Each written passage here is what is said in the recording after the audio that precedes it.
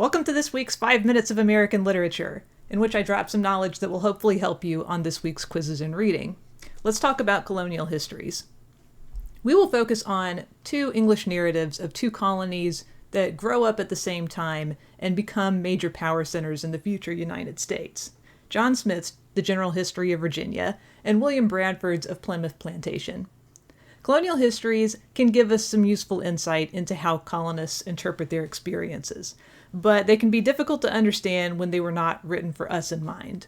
So we need to be aware of the author's historical and cultural context, the author's view of the world, their purpose in writing, their target audience, and their main message, some of which they may not disclose to us directly. Take the General History of Virginia. John Smith's worldview and purpose are heavily influenced by two things.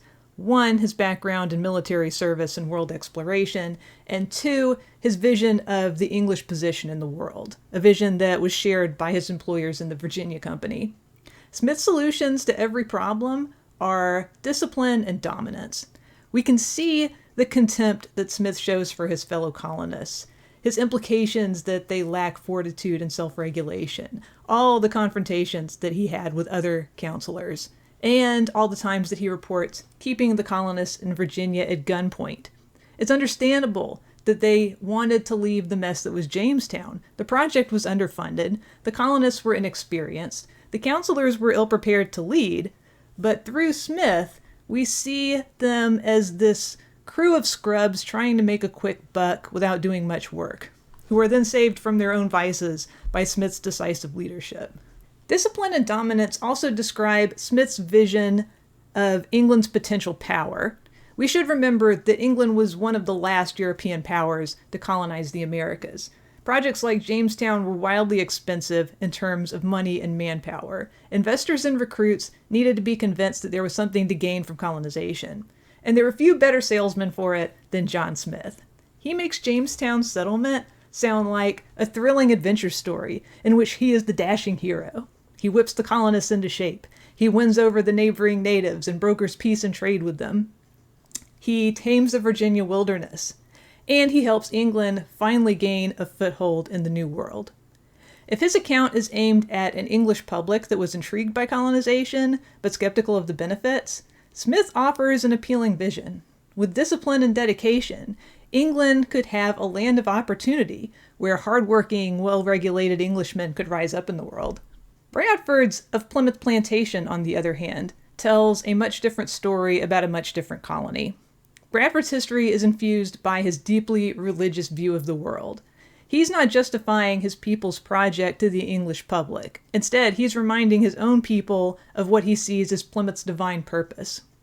Bradford was a separatist, which meant that, unlike most Puritans, he and his sect considered the Church of England hopelessly corrupt, and they wanted to break away from it entirely.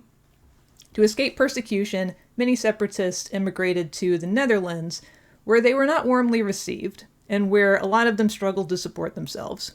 What scared them the most, however, was watching their children become culturally Dutch and leave the church. So the separatists left the Netherlands on this dangerous journey that they knew would kill a lot of them. And why?